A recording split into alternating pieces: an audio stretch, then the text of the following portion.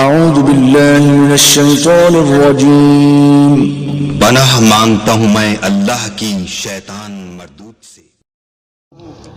عید الفطر کی نماز پڑھنے کا صحیح طریقہ، اس کی نیت کس طرح کرنی ہے، تکبیرات کس طرح کہنی ہے، مکمل طریقہ تفصیل کے ساتھ، ڈیٹیل کے ساتھ، آسانی کے ساتھ سمجھاؤں گا۔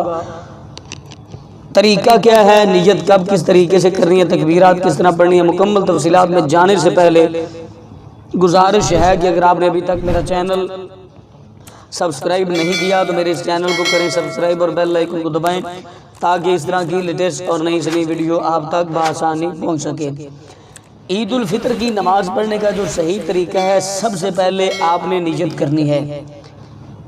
2 رکعت نماز عید الفطر واجب، 7 زائد 6 تکبیروں کے، منہ میرا طرف خانہ کعبہ شریف، پیچھے اس امام کے اللہ اکبر کہہ کے آپ نے ہاتھ باندھ لینے ہیں۔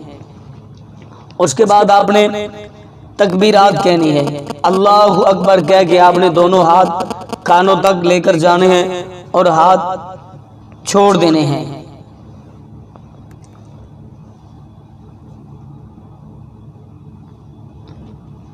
نیت کرنے کے بعد آپ نے اللہ اکبر کہہ کے ہاتھ باندھ لینے ہیں۔ ہاتھ باندھنے کے بعد پھر آپ نے ثنا پڑھنی ہے۔ ثنا پڑھنے کے بعد آپ نے اللہ اکبر کہہ کے تکبیر کہنی ہے۔ تکبیر دونوں ہاتھ کانوں تک لے جانے ہیں اور ہاتھوں کو نیچے چھوڑ دینا ہے، یہ ایک تکبیر ہوگی۔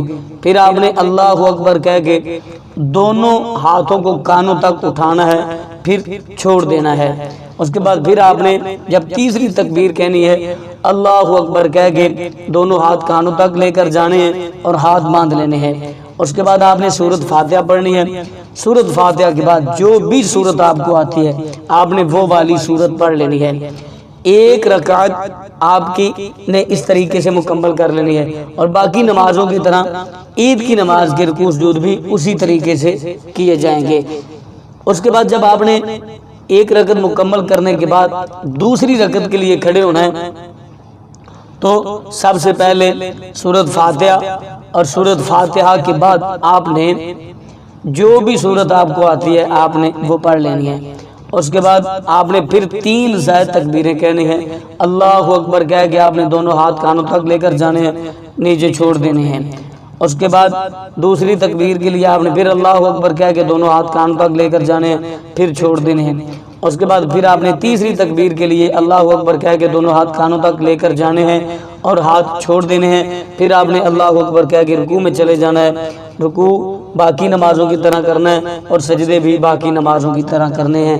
آسانی کے ساتھ اور آسان کر دوں کہ 3 زائد تکبیریں آپ نے پہلی رکعت میں ثنا پڑھنے کے بعد پڑھنی ہے، اور 3 تکبیریں سورۃ فاتحہ اور سورت ملانے کے بعد دوسری رکعت میں آپ نے پڑھنی ہے۔ اسی طرح آپ نے یہ 2 رکعتیں مکمل کر لینی ہے۔ یہ اس کا آسان بہترین طریقہ ہے۔